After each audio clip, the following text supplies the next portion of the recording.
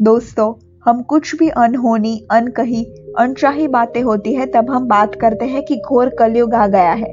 बात सही है, परंतु क्या आप जानते हैं कि आज से 5000 साल पहले महाभारत काल में भगवान श्री कृष्ण ने पांडवों को बताया था कि यदि इस द्वापर युग के बाद कलयुग आएगा तब उसके क्या 5 मुख्य लक्षण होंगे। चलिए आज हम आपको बताते हैं कि कब भगवान कृष्ण ने पांडवों को यह 5 मुख्य लक्षण बताए थे और विलक्षण क्या थे। जैसा कि हम जानते हैं कि अभी 4 महायुगों में से चौथा महायुग यानी कलयुग चल रहा है, जिसे हमारे धर्म ग्रंथों में सबसे अधार्मिक और अशुभ युग बताया गया है। आज के इस वीडियो के माध्यम से हम आपको कलयुग के 5 ऐसे लक्षण बताएंगे जिसे यदि आप जान लेंगे तो बहुत कुछ सीख पाएंगे। यह बात उस समय की है जब पांडवों को वनवास हो गया था, परंतु वनवास जाने से पहले पांडव भगवान श्री कृष्ण से मिले थे और उन्होंने भगवान श्री कृष्ण को बताया था कि देखिए हमारे साथ कितना अन्याय हो रहा है, परंतु आप तो कहते हैं कि यह तो द्वापर युग है।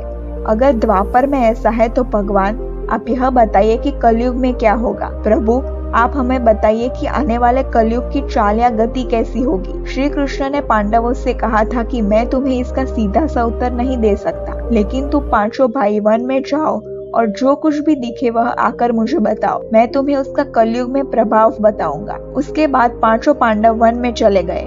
वन में उन्होंने जो कुछ भी देखा उसे देखकर अचंभित और दंग रह गए थे।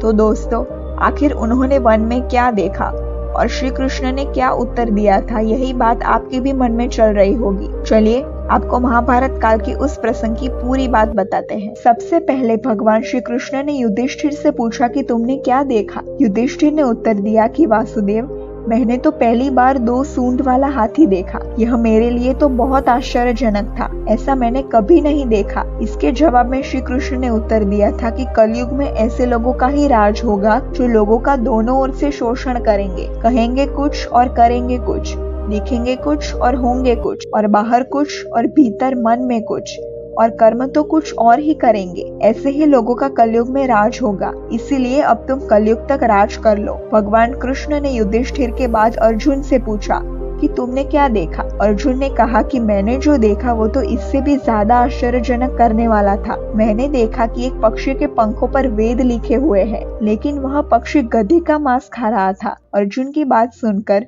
भगवान श्री कृष्ण ने उत्तर दिया कि कलयुग में ऐसे ही लोग ऐसे दिखेंगे कि बड़े ज्ञानी हो और अपने को ज्ञानी कहलाएंगे। वह ज्ञान सदाचार की चर्चा तो करेंगे, लेकिन आचरण से वे राक्षसी, दुष्ट प्रकृति के और अनैतिक, अधार्मिक कार्य करने वाले होंगे। अपने आप को बड़े पंडित और विद्वान कहलाएंगे। अर्जुन के बाद भगवान श्री कृष्ण ने भीम से कहा कि तुमने क्या देखा। तभी भीम ने अपना अनुभव सुनाते हुए कहा कि एक गाय अपने बछड़े को इतना चाटती है कि वह बछड़ा खून से लहूलुहान हो जाता है। तब श्री कृष्ण ने उत्तर दिया था कि कलयुग में माँ की अपने बच्चे के लिए ममता इतनी ज्यादा बढ़ जाएगी कि वह अपने बच्चे को खुद विकास का अवसर ही नहीं देगी। मोह माया में ही घर बर्बाद हो जाएंगे। अंधे प्यार में अधर्म भी कर बैठेगी। भीम के बाद सहदेव से भगवान श्री कृष्ण ने पूछा कि तुमने क्या देखा। तभी सहदेव ने कहा, मैंने देखा कि 5-7 बड़े कुएं जल से भरे हुए थे। उसके बीच एक गहरा कुआं बिल्कुल खाली था, जबकि ऐसा होना संभव नहीं। फिर श्री कृष्ण उत्तर देते हैं कि कलयुग में कई लोगों के पास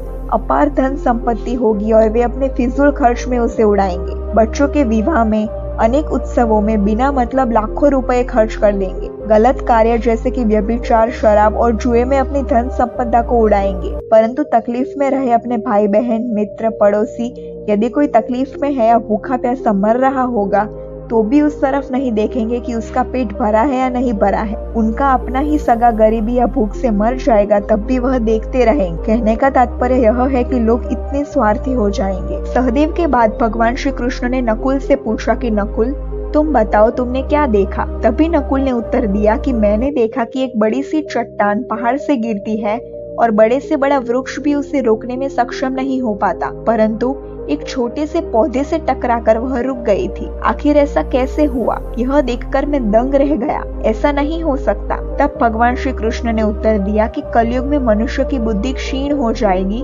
और उसका जीवन पतन हो जाएगा। उस पतन को धन और बड़े से बड़े सत्ता रूपी वृक्ष भी रोकने में सक्षम नहीं होंगे, किंतु ईश्वर के नाम का छोटा सा मंत्र बोलने से मनुष्य जीवन का पतन रुक जाएगा। अतः कलयुग में ईश्वर नाम स्मरण ही बचा सकता है, यही एकमात्र मार्ग होगा। दोस्तों, भगवान श्री कृष्ण के बताए हुए कलयुग के यह 5 लक्षण सचमुच आज हमें सही लगते हैं, और आपको क्या लगता है यह भी बताइए। और भगवान कृष्ण ने दिए हुए संदेश को मानकर ईश्वर नाम स्मरण को अपनाइए। धर्म की ऐसी रोचक बातें जानने के लिए हमारे चैनल को सब्सक्राइब कीजिए और ज्यादा से ज्यादा शेयर कीजिए। धन्यवाद दोस्तों।